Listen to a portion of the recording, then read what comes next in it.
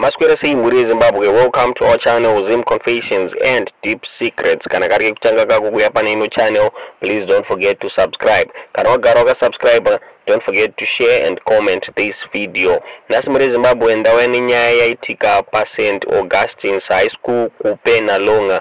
Muri Zimbabwe chechi Yechikoro Yabvira Nemoto yakabaka moto muri Zimbabwe.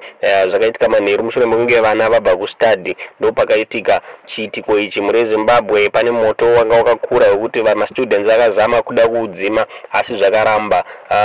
Mukuru wechechi confirm akati zveshuwa chiitiko chakaitika asi good news dzabuda ndedzekuti hapana munhu akakuvara muri Zimbabwe. Ndonyaya tatakuvigirai muri Zimbabwe yechiitiko chakaitika paPenhalonga. Kana mune vana vari kuPenhalonga muri Zimbabwe munogona kuvabata monzwa kuti vari sei, asi vakuru vechikoro vakonfirma kuti hapana mainjuries akaitika muri Zimbabwe pachiitiko ichi. Ndonyaya tatakuvigirai muri Zimbabwe. Ndonyaya tatakuvigirai muri Zimbabwe muzuva ranhasi. Kutaura kunoku takamirira kunzwa kuvakuru vechikoro kuti vatiudze extent yedamage yakonzera moto uyu, asi kuri kunzi chechi yese yakabvira muri Zimbabwe.